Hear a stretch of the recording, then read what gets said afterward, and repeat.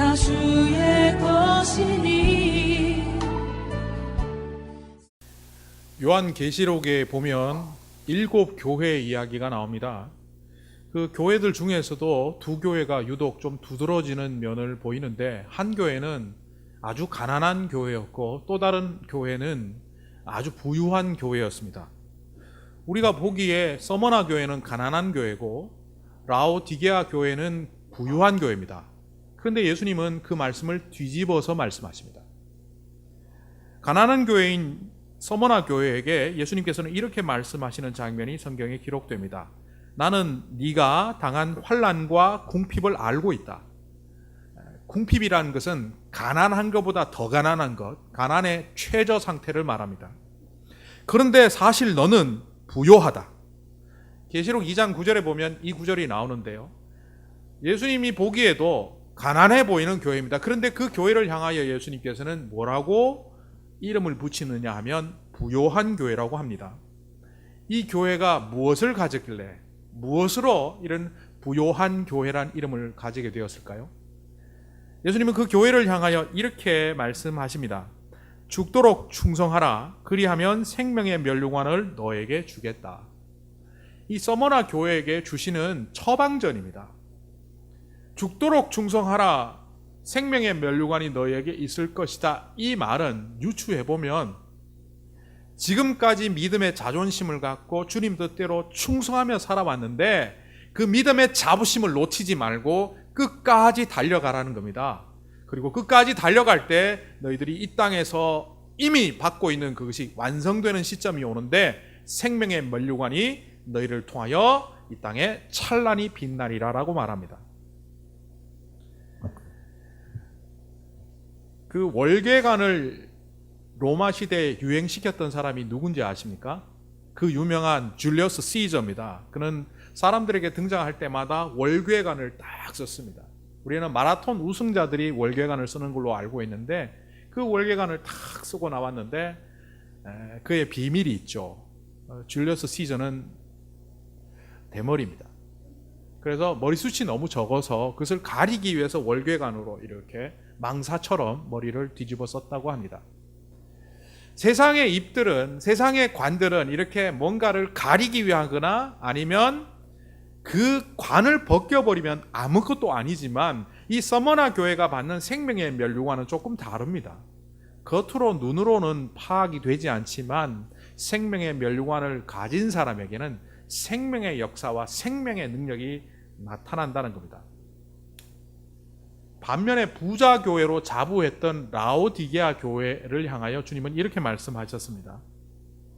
너는 풍족하여 부족함이 조금도 없다고 스스로 말하지만 실상 너는 네가 비참하고 불쌍하고 가난하고 눈이 멀고 벌거벗은 것을 알지 못한다. 라오디게아 교회가 부자라는 교회는 자기도 알고 남도 알아요. 요즘 식으로 얘기하면 좋은 건물과 좋은 재정 상태와 많은 사람들이 뭔 행사를 하면 정말 남들이 부러워할 만큼 행사를 잘 하는 그런 교회였습니다. 그런데 이런 교회를 향하여 예수님께서는 너는 불쌍하고 비참하고 벌거벗었다. 가난한 정도가 아니고 옷이 없어서 벌거벗을 정도이니 이들의 참담함은 참 극을 달하고 있습니다. 왜 이 부유한 교회에다가 예수님은 이렇게 말씀하실까요? 이 말씀보다 조금 앞에 예수님은 라오디게아 교회를 향하여 이렇게 말씀하시는 장면이 나옵니다. 너는 차지도 덥지도 않은 물과 같아서 내가 도저히 입에 담아 놓을 수 없어서 뱉어버리겠다. 그리고 또 이렇게 말합니다. 나는 너에게 권한다. 너희가 정말 부유한 교회가 되려거든 불에 단련된 금을 내게서 주님에게 사라는 겁니다. 내 벌거벗은 수치를 가리기 위해서는 흰옷을 나에게서 사라. 내 눈이 밝아지려면 눈에 바를 안약을 나에게서 사라. 그러니까 이 교회는 정말 중요한 것들이 다 빠져 있습니다. 예전에 우리가 흔히 중요한 것이 빠져 있는 상태를 불 꺼진 항구 내지는 안고 없는 찐빵 이렇게 표현했지만 이 교회가 그런 것 같습니다. 이런 교회를 향하여 예수님께서 처방전을 내리시는데 이 처방전은 누구나 알고 있는 유명한 구절입니다. 보아라, 내가 문 밖에 서서 문을 두드리고 있다. 누구든지 내 음성을 듣고 문을 열면 나는 그에게로 들어가서 그와 함께 먹고 그와 함께 마시리라. 이게 모든 안 믿는 자들을 향한 말씀이기도 하지만 이 말씀이 가장 먼저 누구에게 주어진 말씀입니까? 바로 라오디게아 교회, 그를 향하여 주어진 말씀입니다. 그래서 정리해보면 라오디게아 교회는 많은 것을 가졌지만 그 교회 안에 예수님이 안 계십니다.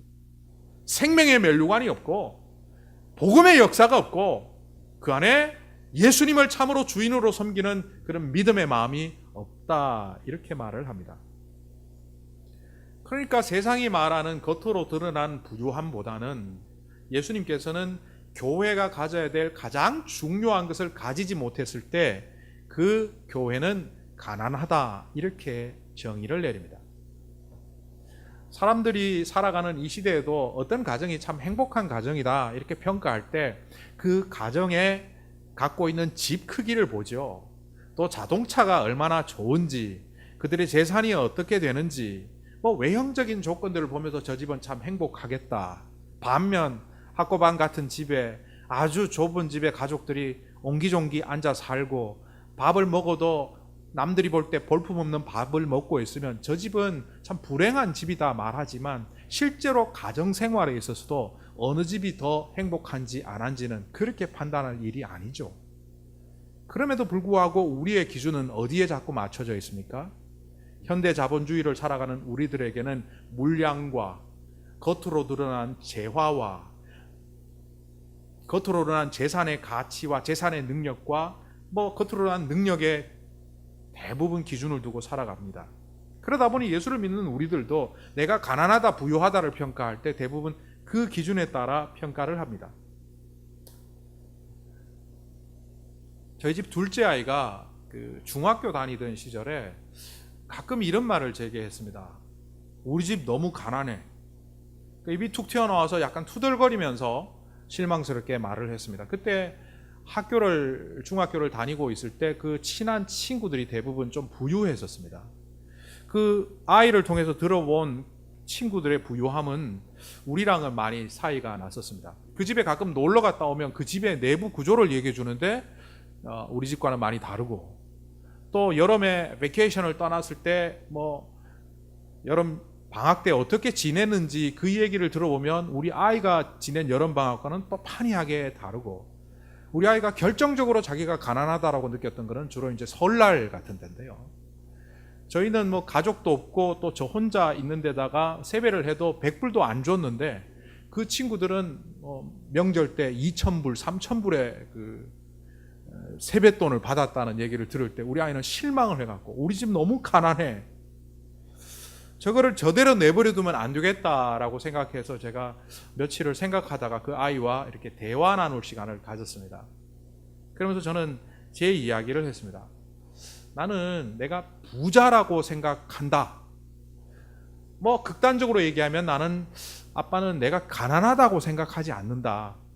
세상에서는 얼마만큼 가졌느냐가 그 부자를 결정하는 요소지만 또 얼마나 많은 것들을 누리느냐가 그 부자를 결정하는 요소지만 성경에서 말하는 부자를 나는 따른다.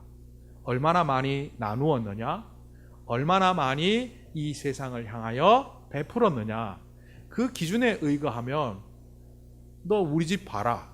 우리 집 네가 가난하다고 말하지만 그때 당시에 금요일 날 목장이 저희 집에 하나 있었고요, 토요일 날 목장이 하나 있었고, 또 한 달에 한 번씩 초음 모임을 저희들이 했습니다. 여러 수십 명의 사람들이 우리 집을 드나들면서 밥을 먹는데, 야, 네 친구 집에 이렇게 많은 사람들이 드나들며 밥 먹는데? 이건 쉽지 않아. 내가 얼마나 가졌느냐보다 더 중요한 것은 내가 가난하다 생각하지 않고 내가 있는 것을 나눌 수 있는 거야. 그래서 나는 한 번도 가난한 적이 없어. 그리고 돈이 없어서 뭘 못 사 먹거나 못한 일이 가끔은 있지만 그것을 통하여 아빠는 절제를 배웠고, 그 절제를 통하여 나는 훈련되어서 좀 없을 때도 넉넉하게 살고 있을 때는 아껴 쓰는 사람이 되었지. 그리고 있잖아, 중요한 건 너에게 말할게. 뭐라고 말했느냐 하면, 내가 정말 하나님의 일을 해야 될 때 돈 없어서 못 해본 적 없고, 정말 어딘가 가서 선교해야 될 때 비행기 티켓 못 사서 가보지 못한 적이 없어. 다 갔어. 다 했어. 내가 가난하냐? 우리 아이는 어느 정도는 설득을 당하더라고요. 그런데 시원하게 우리 집 가난하지 않아 라지 않고 그냥 뭐 그런가 보다 넘어갔는데, 그 이후에 아이가 고등학생이 되고 대학생이 될 때 최근에도 한번 물어본 것 같아요. 너 아직도 우리 집 가난하다고 생각하니? 아니? 그 안에 기준들이 바뀌어가고 있다는 것은 그 사람의 성숙을 말하는 것이고, 주님과 온전한 동행을 할 때 그 안에 기준들이 바뀌어갑니다. 그런데 오늘 예수님 앞에 선 한 사람의 이야기가 성경에 나오는데, 이 사람은 예수님에 대하여 존경하고 예수님과 동행하고자 하는 마음이 있었음에도 불구하고 결국에는 결론적으로 예수님을 떠나가고 마는 사람이 되고 맙니다. 왜 그런지 오늘 말씀을 보면서 우리의 모습을 이 말씀을 통하여 투영해 보기를 바랍니다.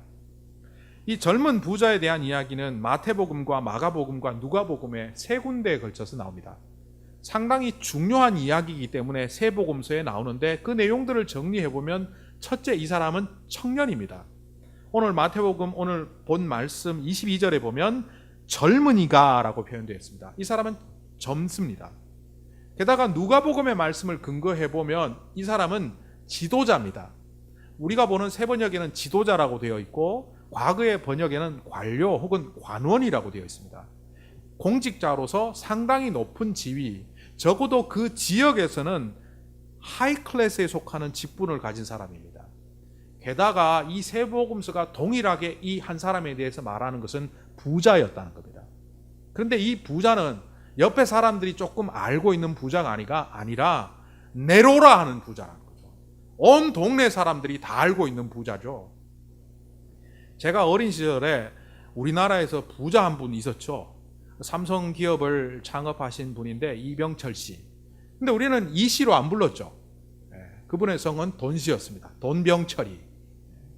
왜 그럴까요? 누가 봐도 부자라는 거죠. 오늘 여기에 등장하는 이 젊은이는 이름이 나오지는 않지만 누가 봐도 부자였습니다. 그래서 그가 구원을 못 받는다는 것은 상상할 수 없는 자리라는 것을 사람들이 알고 있는데, 그가 구원받지 못한다는 얘기를 했을 때 주변의 제자들마저도 놀랬죠. 자, 그가 예수님께 찾아왔다는 것은 그가 젊고 부자고 높은 직분을 갖고 있을 뿐만 아니라 삶에 대한 깊은 관조를 갖고 있습니다. 경박한 삶을 사는 사람이 아니라 많은 걸 소유했음에도 불구하고 인생이 뭔지, 바른 길을 가기 위해서는 어떻게 살아야 되는지를 늘 질문하며 생각했던 사람입니다. 그래서 예수님 앞에 나와서 그는 이렇게 말을 합니다. 영생을 얻으려면 어떻게 해야 됩니까? 이 말은 좀 풀어서 일반적인 사회적 용어로 바꾸면 인생을 참 보람있게 복되게 제대로 살아가기 위해서는 내가 무엇을 해야 합니까? 라는 질문입니다. 그런데 이 예수님과 젊은 부자와 나누는 대화의 장면은 매끄럽지가 않습니다. 찾아와서 영생을 얻으려면 어떻게 해야 합니까? 이러면 예수님이 참 훌륭한 질문이 돌았다. 제가 지난번에 워싱턴에 가서 의사당에 방문해서 보좌관들하고 대화를 나누는 그룹 대화를 나눌 때 질문을 우리 그룹 중에서 누군가 하면 그 보좌관이나 의원은 항상 똑같은 말을 해요. That's good question. Great question. 내가 볼 때 별로 좋은 질문도 아닌데 맨날 great question, good question 그러는데 아마 이거 영어의 표현 방법이죠. 사실 예수님도 그가 와서 이런 질문을 했을 때 이 질문은 가벼운 질문도 아니고 좋은 질문에 해당합니다. 그런데 반색을 하죠. 네가 어찌 그런 질문을 선한 일을 내게 묻느냐. 예수님께서 그에게 또 대답을 하시면서 생명의 문에 들어가기 위하여 생명을 얻기 위해서는 계명을 지켜라 하니까 이 젊은이가 예, 저도 그렇게 생각합니다. 이렇게 말하는 게 아니라 다 지켰다고요. 부족한 게 뭐 있어요? 내가 뭘 더 지켜야 되나요? 이렇게 반문합니다. 어긋나고 있습니다. 게다가 예수님께서 재물을 나누어 주고 나를 따르라, 나의 제자가 되라. 여기서 나를 따르라는 얘기는 아콜리 되오 메, 나를 따르라가 아니라 나의 제자가 되라는 뜻입니다. 제가 2주 전에 만약 이 사람이 제대로 예수님을 따라갔다면 베드로를 능가하는 사도가 되었을 것이다 라는 바로 그 이야기가 바로 예수님이 그냥 따라오라, 이 얘기가 아니라 나를 추종하여 제자가 되라는 말씀을 하셨기 때문입니다. 근데 이 이야기를 듣고 이 젊은 부자는 슬픈 기색을 하고 근심하고 심히 좌절하여 예수님을 떠나가 버렸습니다. 왜 이렇게 자꾸 대화가 엇갈릴까요? 제가 간혹 어떤 분들하고 대화를 나눌 때 대화가 이렇게 막힐 때가 있어요. 말은 똑같은 말을 하는데 자꾸 뭔가 엇갈리는 듯한 느낌을 들 때는 두 가지 중에 하나입니다. 첫째는 똑같은 단어를 쓰지만 예를 들면 평등이나 자유에 대한 이야기를 하지만 저 사람이 말하는 자유의 데피니션과 제가 말하는 자유의 데피니션이 달라요. 그래서 엇갈려요. 근데 데피니션이 말의 정의는 같은데도 엇갈릴 때가 있어요. 그때는 마음이 서로 안 맞는 겁니다. 오늘 예수님과 부자 청년은 용어의 영생의 정의가 달라서인지 마음이 달라서인지 정확히 모르지만 잘 안 맞습니다. 그런데 반면 예수님과 너무 말이 잘 떨어지는 사람들이 성경에 있었거든요. 그 사람들을 보면서 이 부자 청년의 문제점을 한번 찾아보려고 합니다. 마태복음 4장에 보면 물고기를 잡는 어부 네 사람에게 예수님이 찾아가셔서 나를 따르라 이렇게 하니까 그 제자들이 나중에는 제자가 된 사람들이지만 그 어부들이 무작정 따라 나서는 장면이 성경에 나옵니다. 마태복음 4장 18절부터 22절을 읽어보면 이렇습니다. 예수께서 갈릴리 바닷가에 걸어가시다가 두 형제 베드로라고 하는 시몬과 그의 형제가 아닌 안드레가 그물을 던지고 있는 것을 보셨다. 그들은 어부였다. 예수께서 그들에게 말씀하셨다. 나를 따라오너라. 나는 너희를 사람 낚는 어부로 삼겠다. 그들은 곧 그물을 버려두고 예수를 따라갔다. 좀 속되게 표현하면 바보 같아요. 제가 오늘 이제 1부 예배 시간, 2부 예배 시간에 잠깐 밑에 내려갔다고 해보십시다. 그런데 어떤 분이 오셔서 김 목사님 저 좀 따라오세요 하는데 예 알겠습니다 하고 따라가고 2부 예배 때 안 나타났다면 여러분 어떻게 생각하겠습니까? 김 목사 미쳤나? 저런 바보가 다 있나? 그러지 않겠습니까? 오늘 베드로와 안드레의 순종을 보면 좀 그런 면이 있습니다.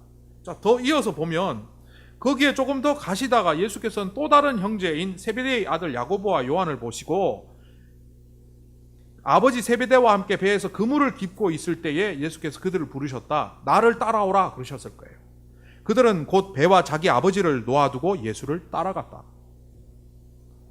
여기 마태복음에 나오는 이 이야기에 아주 중요한 단어가 하나 있다면 곧입니다. 곧 그물을 버려두고 곧 배와 아버지를 버려두고 예수님을 따라갔다.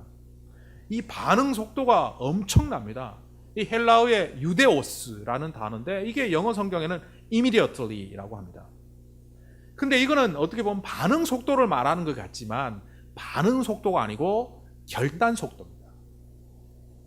1이 있고 2가 있는데 1과 2 중에서 무엇을 택할까 고민하는 사람들이 있죠. 이런 사람들을 장고 끝에 패착 온다고 바둑 둘 때 보면 엄청 고민하죠. 장고를 합니다. 그러다가 딱 한 점을 놓는데 그 판이 져버렸어요. 우리가 주님 앞에서 이런 행동을 할 때가 많이 있는데 오늘 이 네 사람 베드로와 요한과 안드레와 야고보는 즉시 곧 Immediately they left their nets and followed him. 그들의 그물을 버려두고 예수님을 따라갔다라고 되어 있습니다. 어떻게 이렇게 판단을 급하게 빠르게 했을까요? 이 마태복음 4장에 나오는 내용을 아주 구체적으로 기록하고 있는 것이 누가복음 5장입니다. 자, 그 누가복음 5장으로 잠깐 가서 그들이 어떻게 이렇게 빨리 반응했는지를 한번 보겠습니다. 자, 마태복음 4장에는 그냥 예수님이 따라오라 이렇게 되어 있지만 여기는 숨겨진 스토리들이 있습니다. 오늘날 예수님께서 사람들을 데리고 갈릴리 호숫가로 오셨고 베드로의 배를 빌려서 그들에게 말씀을 전하셨습니다. 그러고 난 다음에 베드로를 보니까 밤새도록 고기 한 마리 못 잡은 겁니다. 그래서 깊은 데로 가서 그물을 던져라 예수님께서 말씀하셨고 베드로는 선생님이 그렇게 말씀하시니까 내가 순종하여 그 말씀에 입각하여 한번 해보겠습니다 라고 들어갔습니다. 들어갔더니만 한 배뿐만 아니라 베드로 안드레 배뿐만 아니라 그들의 사촌이자 친구인 야고보와 요한의 배까지 가득 채웁니다. 2배를 가득 채웠다라고 성경은 기록합니다. 물고기를 가득 잡았습니다. 그런데 이들의 목표는 지금까지 물고기였습니다. 장모를 함께 모시고 사는 베드로에게 돈 버는 것은 인생의 목표였습니다. 어부가 물고기 많이 잡아서 돈 벌고 잘 사는 것은 그 사람의 인생의 목표라고 한들 틀린 말이 아닙니다. 그런데 물고기가 한 배 가득, 아니 친구 배까지 두 배 가득 잡은 그때에 무태 배를 대자마자 베드로는 예수님께 달려와 말을 합니다. 근데 그가 바뀌죠. 선생님 했던 그의 호칭이 누가복음 5장에 보면 주님, 퀴리오스로 바뀝니다. 주님, 나는 죄인입니다. 나를 떠나십시오. 평생을 물고기만 봤던 사람이 물고기가 가득 잡아서 만족할 만한데, 여기서 만약 잔꾀가 잘 돌아가는 사람이었으면, 만약 저였으면 어땠을까 혼자 생각해 본 적이 있습니다.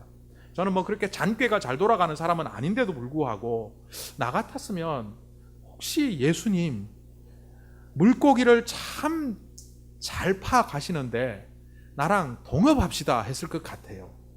떼부자 될 것 같아요.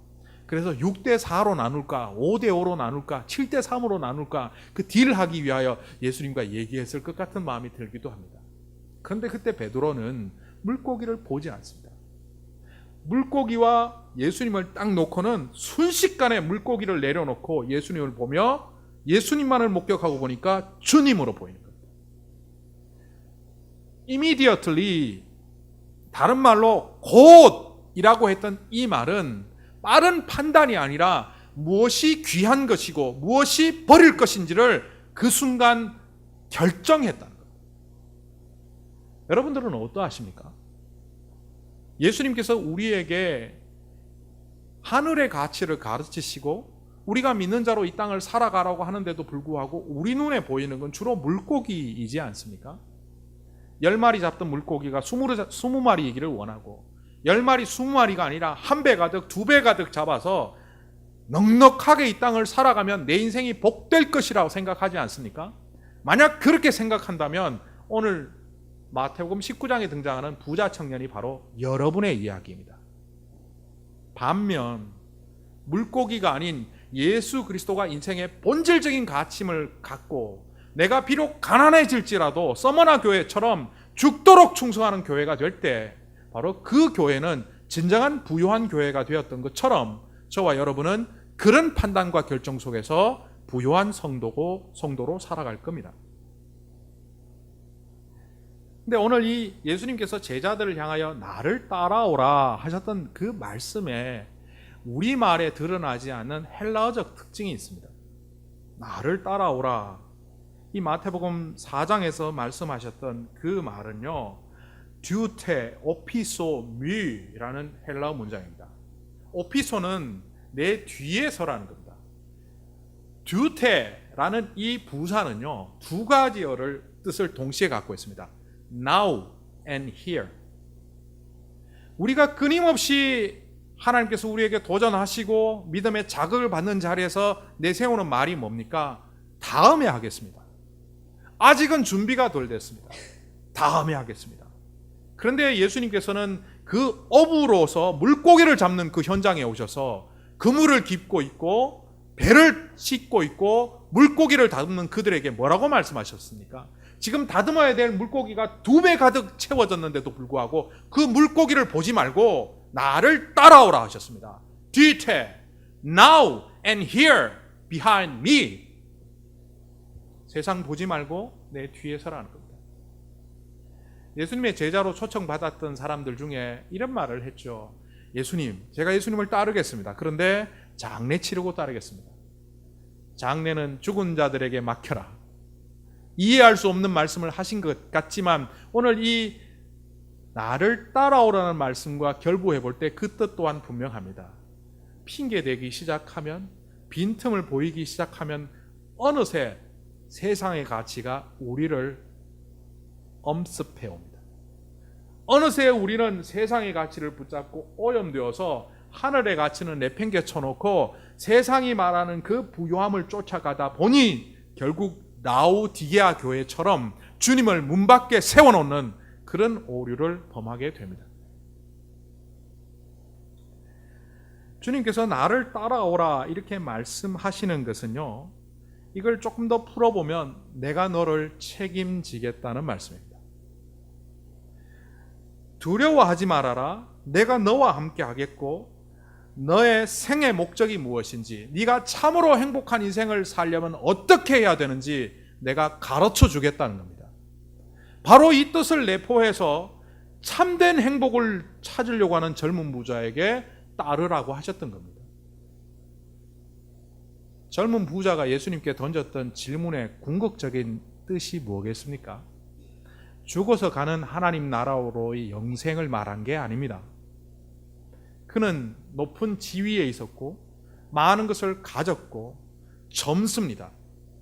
많은 사람들이 부러워할 만한 자리에 있었음에도 불구하고 자기가 자기를 돌아볼 때 만족스럽지도 않았고 행복하지도 않았고 좋은 느낌을 가질 수도 없었습니다. 누구에게도 말하지 못한 이 고민을 예수님께 툭 던졌습니다. 내가 참으로 복되게 이 땅을 살고 영생을 누릴 수 있는 궁극적인 자리까지 가기 위해서는 어떻게 해야 됩니까? 그에 대한 예수님의 답은 명확했습니다. 세상의 가치가 아니라 나와 함께 걸어가며 하늘의 가치를 붙잡는 그 자리에 설 때 네가 그토록 원하는 행복도, 네가 그토록 원하는 인생의 만족감도 주어진다. 너를 위한 자족감이 아니라 하나님 나라를 위한 만족으로 살아가는 그 길에 설 때 너는 참으로 네가 원한 바를 얻을 수 있다. 그런데 우리의 모습을 한번 보십시오. 어떻습니까? 우리는 늘 우리의 만족을 위해서 살지 않습니까?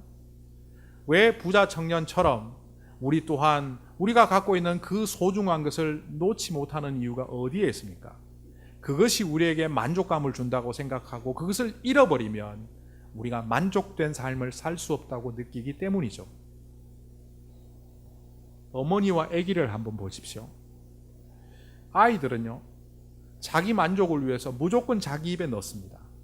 주변에 굶주린 사람이 있는지, 주변에 안타까운 상황이 있는지, 엄마가 있는지 아빠가 있는지 살피지를 않습니다. 자기 입에 안 들어가면 고집 부리며 울고, 자기 입에 들어가서 반은 흘리더라도 일단 좀 속되게 표현하면 쳐넣습니다. 이게 어린아이의 모습입니다. 어린아이는 그럴 수밖에 없습니다. 근데 성숙한 어른이 되면, 엄마가 되면 그토록 좋아하는 음식이 자기 앞에 있어도 먹지 않고 아이의 입에 넣어줍니다. 자기는 먹지 못하는데도, 오히려 배가 고픈데도 아이 입에 넣어주면서 그 만족을 더 크게 누리며 살아갑니다. 주님께서 우리를 성숙된 자리로 이끌어 가시면 우리는 내 입에 넣어야 될 걸 남의 입에 넣어야 될지도 모릅니다. 그래서 혹시 박탈감과 소외감을 느낀다고 생각할지도 모르지만 그것은 우리가 미성숙할 때의 자리입니다. 성숙하면 엄마가 자기 입에 넣는 것보다 아기 입에 넣으면서 더 만족감을 누리듯이 우리는 하늘의 만족감을 누리며 살아가게 됩니다. 주님은 바로 그 성숙의 만족을 위하여 우리를 초청하십니다.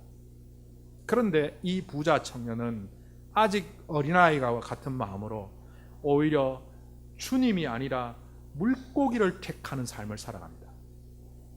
여러분의 눈에 무엇이 보입니까? 아직도 물고기와 예수님을 놓고 갈등하고 계십니까? 아니면 현저히 차이나는 이 가치를 목격하고 즉시 곧 주님을 붙잡으며 나는 죄인입니다. 주님 나와 함께 하시옵소서 그렇게 말씀하십니까? 기도하시겠습니다.